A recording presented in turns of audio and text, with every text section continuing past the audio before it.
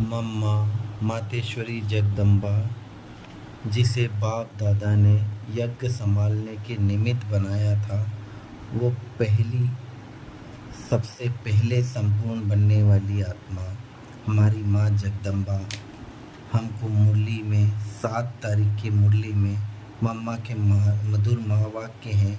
मम्मा मुरली को बहुत सरल करके साधारण भाषा में, सीधी सच्ची भाषा में हमको सुनाती थी। तो वही महावाक्य मुरली में 7 तारीख की मुरली में मम्मा ने उच्चारे हैं, जिसे हम सुनते हैं। मातेश्वरी जी के मधुर महावाक्य। देखो, मनुष्य कहते हैं कौरवों और पांडवों की आपस में कुरुक्षेत्र में लड़ाई लगी है, और फिर दिखलाते हैं कि पांडवों का साथी डायरेक्शन देने वाला श्री कृष्ण था। तो जिस तरफ स्वयं प्रकृति प्रति है, उसकी तो विजय जरूर होगी। देखो, सभी बातें मिला दी हैं। अभी पहले तो इस बात को समझो कि प्रकृति पति तो परमात्मा है। श्री कृष्ण तो सतयुग का पहला देवता है। पांडवों का सारथी तो परमात्मा था। अब परमात्मा हम बच्चों को कभी हिंसा नहीं सिखला सकता है। ना पांडवों ने हिंसक लड़ाई कर स्वराज्य लिया। यह दुनिया कर्म क्षेत्र है, जिसमें मनुष्य जैसा जैसा कर्म कर बीज बोता है, वैसा अच्छा व बुरा फल भोगता है। जिस कर्म क्षेत्र पर पांडव अर्थात भारत माता शक्ति अवतार भी मौजूद हैं, परमात्मा भारत खंड में ही आते हैं। इसलिए भारत खंड को अविनाशी कहा जाता है।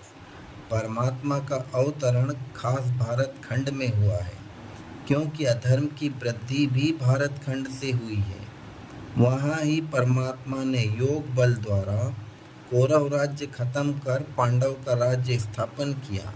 तो परमात्मा ने एक आदि सनातन धर्म स्थापन किया, परंतु भारतवासी अपने महान पवित्र धर्म और श्रेष्ठ कर्म को भूल अपने को हिंदू कहलाते हैं। बेचारे अपने धर्म को ना जान औरों के धर्म में जुट गए हैं। तो यह बेहद का ज्ञान बेहद का मालिक खुद ही बताता है।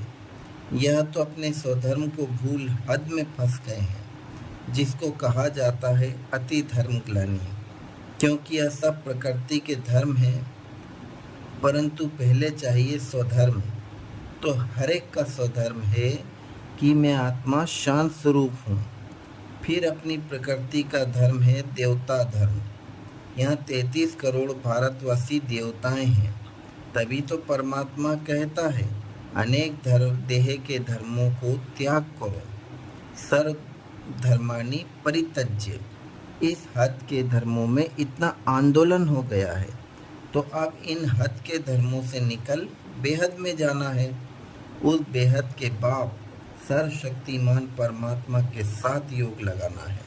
तो सर्वशक्तिमान प्रकृतिपति परमात्मा है, ना कि श्री कृष्ण।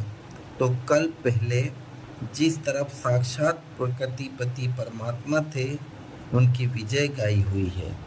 अच्छा, ओम शांति।